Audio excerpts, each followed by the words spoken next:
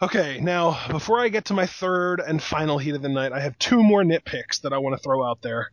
Yeah. First of all, this is really picky, really nitpicky. The fact that we had more than one rhyming promo tonight just camped me out, man. Like, I loved when Paul Heyman did his little rap at the beginning, but it was unnecessary. He didn't need to go there. But I do get why he did, because of the whole Cena Thugonomics thing. But then Paige with her poem/apology for AJ, it felt like way too much. Yeah, before I even said, I don't know, bro, I wouldn't go there. It's too stupid. But, the more I reflect on it now in conversation, the more I realize that it's actually a nice compliment, however small, to my one legitimate heat of the night, and that's just the lack of creativity on WWE's part.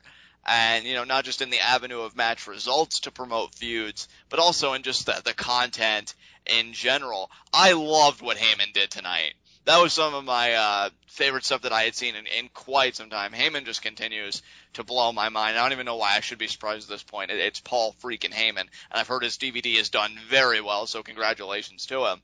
But then, Paige doing the poem, I agree with you.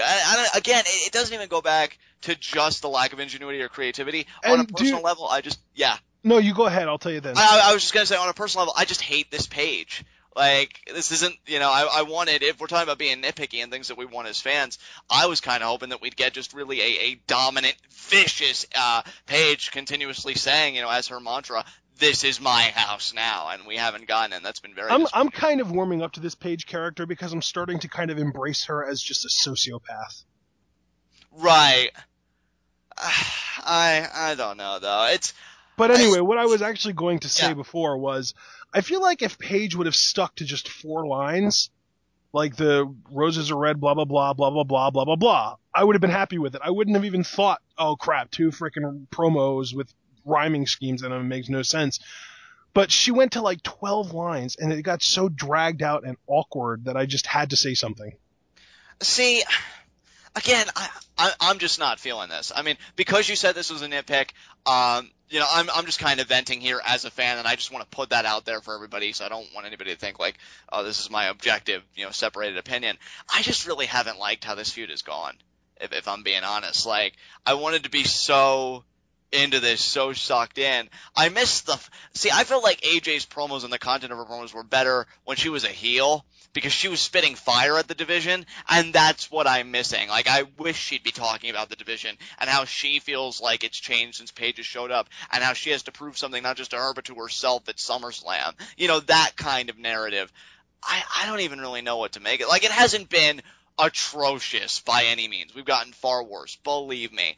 But I believe you, John. And we didn't even get Bo Dallas tonight. That was another thing that kind of... Is that a heat of the night for you? No, that's a nitpick at best, a very minute nitpick. But I believe in these two women, and I know they're probably doing the best they can, so I can't even really fault them or come down too hard on them. Really, I'd want to come down harder on creative and the writers or whatever entity we call it that does this kind of stuff. Because it's like, really? This is the best you could do for these two women, is just have Paige be, I think, to use your term, a sociopath, which, again, isn't the worst thing ever, but we already have AJ, who's so sensitive about being called crazy, and now we're going to do this with Paige. Like, I just haven't really felt it, dude. I can't lie. I'm really not into this. It's a shame. There are 2 things that I really like about this program. The first one, there was a Reddit post, and I want to just kind of, and I know that this probably has nothing to do with real kayfabe, so it's another case of fan theory taking over, but I think that it's made the program better from my viewing point of view. And you know what? Since this is on YouTube, I'm even going to put a link to this post in the description. It's that good. But there's a Reddit post describing Paige as a complete sociopath who has to fake all of her emotions and literally faked her way to the Divas Championship in the first place, because the WWE will only push divas who look a certain way, who act a certain way, and so she, like, it even describes how, like, the first night at NXT Arrival, she had on the purple gear instead of the black gear, and she had, like, the super dark lipstick on because she wanted to get noticed by WWE brass, and, like, it just goes super into detail about all these ridiculous things that Paige has had to learn and do to make her way to the top, and now that AJ's at the top, she, like, Paige is showing her true colors. This is the real Paige, and she is like a pure sociopath, psychotic, like no human feelings or emotions whatsoever, just obsessed with winning the Divas Championship, and I absolutely loved it. So yeah, anybody listening to this, it will be in the description, I promise. It was amazing. Huge credit to the guy that posted that on Reddit. See, now if they had went that route though, if like Paige had come out, middle of the ring, maybe even sits in a chair in the middle of the ring, looks like she's kind of brooding, whatever, and then just tells her story, and almost, I don't want to use the term work shoot, but I guess cut that style of promo somewhere. No, but dude, the problem with that though is that they would never give that much time to a diva, regardless of how over she was. That pisses me off. Well, I mean, this is the segment, right, to vent all of our grievances, so I can say it. Yeah, that really irks me. Because if they had done that, if they had followed that kind of line of thought of that Reddit post that you described, which I'm glad you're going to be putting in the description because I will be checking it out myself, dude, I would have been all in. I wouldn't have had a single chip left on the table. It would have all gone into the pot of that feud. I feel like when we try and go that route, it really is a case of taking something that would almost be seen as like maybe giving WWE too much credit initially, but just making what they actually give you so much better at the end of the line. Because I know WWE probably isn't even having that line of thinking. They're just thinking, oh, well, Paige is doing this whole frenemy thing just to get into the mind of AJ, making that this whole isolated thing.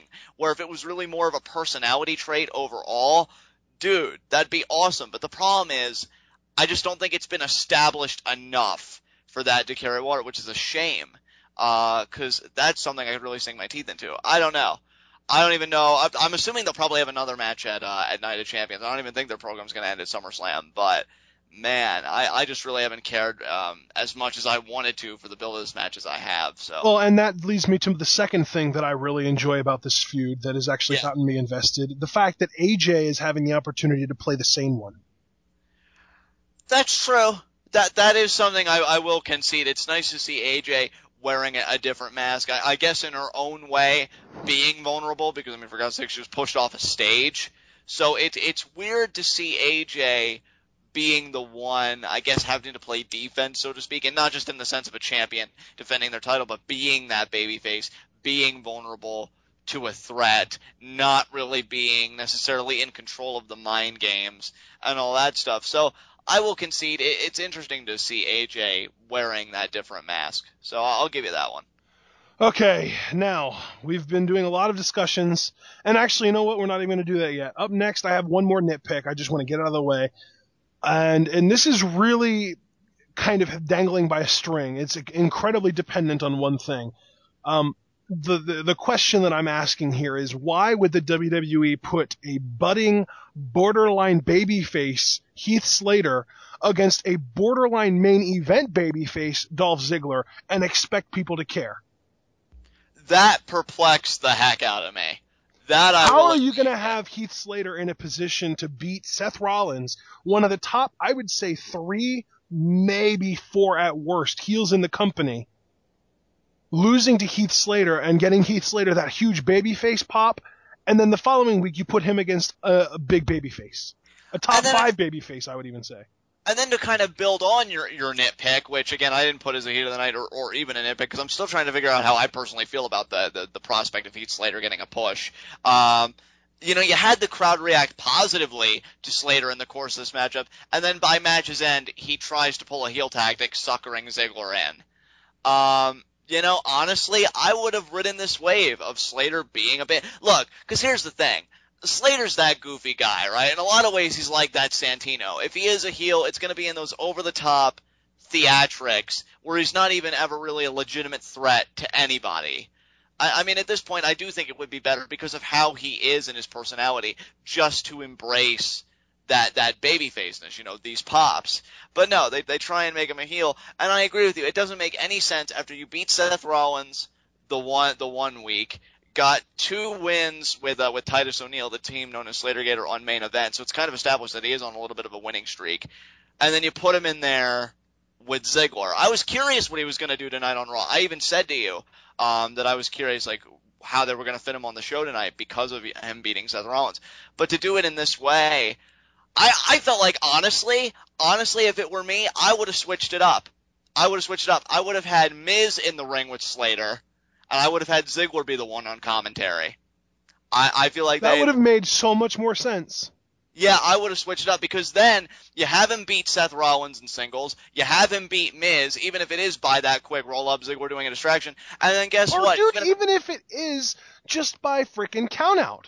Yeah, or by countout. And you know what? Slater being the, obnoxious guy that he is, that, has excessive pride when he pulls off miracles like beating Rollins, or if he would have beaten Miz by countout. After Miz and Ziggler have their match at SummerSlam, maybe they have a rematch at Night of Champions, but Heath Slater finds himself on the pay-per-view card. I don't really mind Heath Slater getting a push, but like it would be with anybody, no matter the tier, it's the nature of how you conduct that push that's really going to be criticized or just really observed. And it made no sense to me, as you said, Ashton, why he would go against a guy who gets consistently loud pops and really, in my mind, should be in the main event, like Dolph Ziggler. It just should have been The Miz. It should have been that. It's that simple.